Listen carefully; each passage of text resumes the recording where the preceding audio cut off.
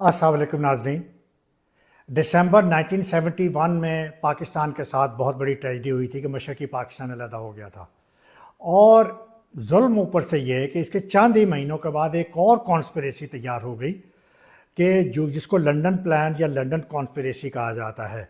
और वो क्या थी? वो एक और कोशिश थी पाकिस्तान को मज़ीद तोड़ने की। तो इस सारी बैकग्राउंड को अंडरस्टैंड करने के लिए आइए स्टार्ट करते हैं। देखिए, 17 दिसंबर 1971 में ढाका का फॉल हुआ और मशरक़ी पाकिस्तान बांग्लादेश में कन्वर्ट हो गया। 2-3 दिन के बाद जनरल याहिया जो हैं वो रिज़ाइन करते हैं और Bhutto as president take over करते हैं पाकिस्तान के दिसंबर 20, 1971 को। भुट्टो के स्वॉर्न इन होने के बाद तो उस वक़्त आइए फोकस करते हैं नैप गवर्नमेंट पे, नेशनल अवामी पार्टी पे, जिसने एक तो बलूचिस्तान में अपनी मेजॉरिटी सीट्स हासिल की थी। बलूचिस्तान के अंदर फरवरी 72 के अंदर अताउल्लाह मेंगल जो है वो चीफ मिनिस्टर बनाए गए और गौस बख्श बदिंजो को गवर्नर बनाया गया। और दूसरी तरफ नैप जो कि केपी जो खैबर पख्तूनख्वा की थी, जिसको उस ज़माने में NWFP कहा जाता था, तो उसमें मौलाना मुफ्ती महमूद की गवर्नमेंट जो है वो CM शिप उसके हवाले कर दी गई। तो अभी हालात अभी संभल ही रहे थे, अभी मुश्किलात चल ही रही थी। तो इन मुश्किलात में पाकिस्तान की कौम डिमोरलाइज थी, आधा मुल्क अलहदा हो गया था, हमारी फ़ौज भी डिमोरलाइज थी, हमारे 1 लाख के करीब जो हमारे प्रिजनर्स थे वो उनके इंडिया के शिकंजे में थे, उनका भी एक छुड़ाना जो है वो भी एक मसला था। तो इन तमाम हालात के पीछे अगस्त सितंबर में चलते हैं 72 में, यानी कि मेंगल की गवर्नमेंट बनने के चंद महीने बाद अगस्त सितंबर में हमें एक ख़बर आती है और वो ख़बर ये है कि एक लंदन प्लान तैयार हुआ है। और इस लंदन प्लान के जो ज्वाइन करने वाले थे वो वहाँ पे शेख मुजीबुर रहमान वहाँ थे, वो मेडिकल ट्रीटमेंट के सिलसिले में वहाँ पहुँचे हुए थे। अब्दुल वली ख़ान भी आई ट्रीटमेंट के लिए लंदन पहुँचे हुए थे। अताउल्लाह मेंगल भी वहाँ पहुँच गए थे। उसके बाद अकबर बुगटी भी वहाँ पे थे। उसके बाद महमूद हारून भी वहाँ थे। उसके बाद काजी फ़ाइक जो अवामी लीगर थे वो भी वहाँ मौजूद थे। हमीद सरफराज वो भी जो अवामी लीग के जो मेंबर थे वो भी वहाँ मौजूद थे। और उसके बाद यूसुफ हारून वो स्पेशली न्यूयॉर्क से आए इस मीटिंग को अटेंड करने के लिए। और ये इनके दरमियान मीटिंग हुई जिसके बारे में ये कहा जाता है कि इसमें शेख मुजीबुर रहमान ने प्रपोज़ किया कि पाकिस्तान को एक मल्टीपल ऑटोनमस स्टेट्स में डिवाइड कर दिया जाए, तोड़ दिया जाए मुख्तलिफ स्टेट्स के अंदर। और उसके बाद ये ख़बर बहरहाल ये तकरीबन उससे अगले महीने अगस्त सितंबर के बाद पाकिस्तान टाइम्स में ये ख़बर रिलीज़ होती है पाकिस्तान के अंदर कि ये एक लंदन कॉन्स्पिरेसी है, ये पाकिस्तान के खिलाफ एक साजिश तैयार हुई है। ये सही था या गलत था, बहरहाल जुल्फ़िकार अली भुट्टो को एक पॉइंट मिल गया। जुल्फ़िकार अली भुट्टो ऑलरेडी वो सिख था अताउल्लाह मेंगल से, उसकी नेशनल अवामी पार्टी से बलूचिस्तान की गवर्नमेंट भी उनके हवाले नहीं करना चाहता था। तो इसलिए ये कहा जाता है, अब सच झूठ का तो हमें नहीं पता, लेकिन बहरहाल चूँकि उस वक़्त गवर्नमेंट मीडिया था, गवर्नमेंट सारा कंट्रोल करता था मीडिया को, अखबारों को, नेशनल प्रेस ट्रस्ट गवर्नमेंट के कंट्रोल में था, उन्होंने इस खबर को दबा के उन्होंने एक्सप्लॉइट किया कि ये लंदन कॉन्स्पिरेसी जो है वो तैयार की गई है। और जुल्फ़िकार अली भुट्टो को एक जस्टिफिकेशन मिल गई इन लोगों के ख़िलाफ़ एक्शन लेने के लिए। और जुल्फ़िकार अली भुट्टो ने कहा कि ये एंटी पाकिस्तान एक्टिविटीज़ में अताउल्लाह मेंगल और ये नैप इन्वॉल्व हैं। और जुल्फ़िकार अली भुट्टो ने कहा कि ये ट्रेजन है, हाई लेवल का ट्रेजन है, गद्दारी है मुल्क के साथ। तो अभी ये इशू चल ही रहे थे। बहरहाल शेख मुजीबुर रहमान ने भी बाद में स्टेटमेंट ये दी थी कि नहीं, ऐसी कोई बात नहीं हुई, ऐसी कोई कॉन्स्पिरेसी नहीं हुई। और इसी तरह और भी जो मेंबर्स थे उन्होंने डिनाई किया कि कोई इस किस्म की कोई बात हुई है कि पाकिस्तान को तोड़ने की साजिश हुई है। तो अभी ये ख़बरें और अभी ये इशू चल रहा था। तो इस दौरान एक और झटका गवर्नमेंट को मिलता है, और वो क्या मिलता है कि ये देखिए, ये अगस्त सितंबर की ख़बर है और उसके बाद ये दिसंबर तक ये जो कॉन्स्पिरेसी का जो इशू है ये तूल पकड़ता है। तो दोबारा से फरवरी 73 पे आ जाते हैं। फरवरी 73 में एक और इशू, एक और धमाका ये होता है کہ جو اسلام آباد میں عراق کی جو ایمبیسی ہے اس کے اندر بہت بڑا رشین اسلحے کا ڈیپو یا جو ریزروائر ہے وہ دریافت ہوتا ہے، اور اس کے بارے میں بھی اگین متضاد نیوز ہیں۔ اس کے بارے میں کہا یہ جاتا ہے کہ وہ اسلحہ یا گریٹر بلوچستان بنانے کے لیے استعمال ہونا تھا۔ اس کے بارے میں ایک تھیوری یہ ہے کہ یہ اسلحہ ایران اسمگل ہونا تھا ایرانین بلوچوں کے لیے تاکہ وہ اپنی انڈیپینڈنس کے لیے اس کو استعمال کریں۔ ایک تھیوری کے مطابق یہ اسلحہ پاکستانی بلوچیوں نے استعمال کرنا تھا تاکہ وہ اپنی گریٹر بلوچستان کے ایجنڈے پہ کام کر سکیں۔ تو اسی کشمکش میں اسی عراقی ایمبیسی نے پھر جلتی پہ تیل کا کام کیا۔ لنڈن کانسپریسی آلریڈی وہ بہت زیادہ ایک ہائی لائٹ ہوا تھا ایشو۔ اب عراقی ایمبیسی کے ایشو نے کہ جناب ان سے اسلحہ پکڑا گیا ہے، تو یہ بھٹو کو ایک اور بہت بڑا جواز مل گیا، جسٹیفیکیشن مل گئی عطا اللہ مینگل کے خلاف، بدنجو کے خلاف، نیب کے خلاف۔ اور بھٹو نے اس واقعے کے ٹھیک 2-3 دن کے بعد نیب کو ڈیزولو کر دیا، عطا اللہ مینگل کو چیف منسٹرشپ سے اس نے ریموو کر دیا، مینگل کو بھی ریموو کر دیا گیا۔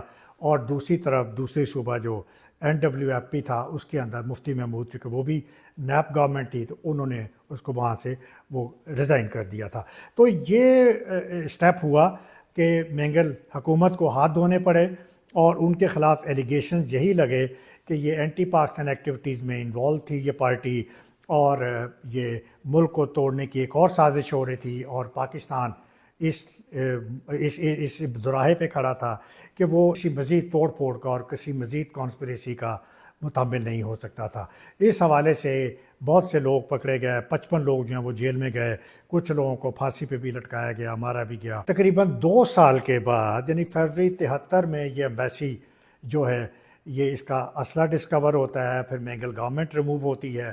2 سال کے بعد فروری 75 پہ آتے ہیں، حیدرآباد ٹرائل سٹارٹ ہوتا ہے، یعنی کہ یہ جو 55 لوگ پکڑے ہوئے تھے، یہ جو لیڈرز پکڑے ہوئے تھے، ان سب کے خلاف حیدرآباد ٹریبونل بنایا جاتا ہے، اور اس میں ان کے خلاف جو کیسز ہیں وہ شروع کیے جاتے ہیں، اور پھر یہ ٹرائل چلتا ہے 75، 76 اور 77 تک۔ اور اس دوران جو بلوچستان کے حالات ہیں وہ مزید بگڑتے رہتے ہیں۔ جو مری قبیلہ ہے خاص طور کے اوپر، اور جو مینگل قبیلہ ہے، ان کی انسرجنسی، ان کی بغاوت میں اضافہ ہو جاتا ہے، ان کی ایکٹیویٹیز میں اضافہ ہو جاتا ہے۔ بلوچستان کی لا اینڈ آرڈر سچویشن جو ہے وہ بگڑتی چلی جاتی ہے۔ چاروں ناچار بھٹو کو آرمی بلوانی پڑتی ہے بلوچستان کے اندر، اور اس ساری ایکٹیویٹی کو جو ایران کا پریزیڈنٹ تھا رضا شاہ پہلوی، وہ بھی اس کو واچ کر رہا تھا، اور وہ نہیں چاہتا تھا کہ بلوچستان پاکستان کے اندر جو یہ سیپریٹسٹ موومنٹ چل رہی ہیں، سستان بلوچستان ہے یا ایرانیہ بلوچوں کے اوپر اس کا کوئی امپیکٹ آئے۔ اس نے بھٹو کو اس کو بلوایا بھی، اور بدنجو کو بھی بلوایا، ان کو ایشورنس بھی دی، اور اس نے $200 ملین کی ایڈ دی بھٹو گورنمنٹ کو، اور 30 ہیلی کاپٹرز دیے تاکہ وہ کارروائی کر سکے پاکستان۔ اور ایون اس نے اپنے ایرانین پائلٹ بھی جو ہے وہ بھی ساتھ بھجوا دیے تھے بلوچستان کے اوپر تاکہ وہ اس انسرجنسی کو سپریس کر سکیں۔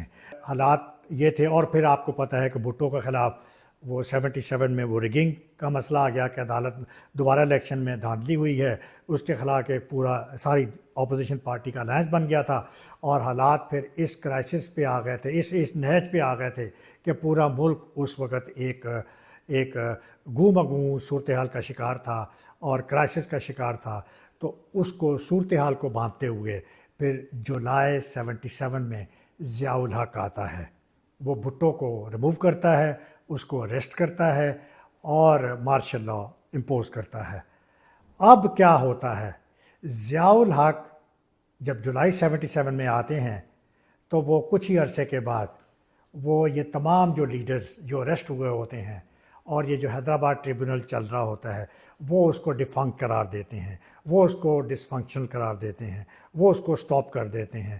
دوسری بات، وہ یہ تمام جو یہ جو قیدی تھے ان تمام قیدیوں کو وہ رہا کرنے کا حکم دیتے ہیں، جنرل ایمنسٹی اناؤنس کر دیتے ہیں، عام معافی کا اعلان کر دیتے ہیں۔ عطا اللہ مینگل تھے، وہ پہلے امریکہ چلے گئے رہا ہو کے، اور اس کے بعد لنڈن میں انہوں نے اپنی پرماننٹ سکونت اختیار کر لی، یعنی کہ سیلف ایگزائل میں چلے گئے۔ اور اس کے بعد تھوڑے عرصے کے بعد خدا بخش مری وہ بھی رہا ہو گئے، خدا بخش مری بھی رہا ہو کر لنڈن چلے گئے، اور کچھ عرصے کے بعد لنڈن سے وہ افغانستان چلے گئے، اور وہاں پہ انہوں نے سیلف ایگزائل کی زندگی وہاں پہ اختیار کر لی۔ پھر وہ زیادہ دور میں تو واپس نہیں پہنچے۔ تو یہ کہانی ہے کہ کیا تھا لنڈن کانسپریسی، عراقی اسلحے کا ایشو، حیدرآباد ٹریبونل، اور انجام کیا ہوا، ضیاء الحق نے کیا ایکشن لیا۔ تو یہاں کنکلوژن کی طرف بڑھتے ہیں۔ بات یہ ہے کہ جس وقت یہ کانسپریسی نے جنم لیا ہے، صحیح تھی یا غلط تھی ہمیں نہیں پتہ، لیکن جو کہ بھٹو گورنمنٹ نے جو پلی لی، تو میرا خیال ہے اس وقت پاکستان ایک مزید ایک چوٹ برداشت نہیں کر سکتا تھا کہ ایک اور کانسپریسی اور ایک اور پاکستان کو ٹوٹ پوٹ کا شکار ہوتا، اور یہی کارروائی ہو سکتی تھی جو کہ میرا خیال ہے بھٹو گورنمنٹ نے کیا، کہ ایک سیف سٹیپ یہی تھا۔ لیکن ضیاء الحق نے کیا کیا، اس نے ان تمام لوگوں کو رہائی دے دی اور جنرل ایمنسٹی اناؤنس کر دیا۔ تو سوال یہاں یہ پیدا ہوتا ہے کہ بھٹو پھر ٹھیک تھا یا ضیاء الحق ٹھیک تھا؟ جو بھی عوامل تھے، سچ تھا جھوٹ تھا، بہرحال یہ اس سازش کا نتیجہ ہم آج بھگت رہے ہیں کہ آج بھی فیڈریشن اور بلوچستان میں مسٹرسٹ ہے، آج بھی سازشیں ہو رہی ہیں، اور آج بھی بلوچستان اپنے حقوق کی جنگ لڑ رہا ہے۔ تو آئیے آپ بھی سوچئے کہ اس کانسپریسی کا آج کے حالات سے واقعی کوئی تعلق تھا؟ بالکل تھا، کیونکہ اسی بیسس کے اوپر ڈسٹرسٹ ہوا اور گورنمنٹ ریموو کی گئی، اور بلوچ جو ہیں وہ ڈس اپوائنٹ ہوئے، ان میں ریزنٹمنٹ آئی، وہ نفرت کا شکار ہوئے، اور انہوں نے اپنی ایکٹیویٹیز شاید بڑھا دیں۔ اجازت دیجیے، اللہ حافظ۔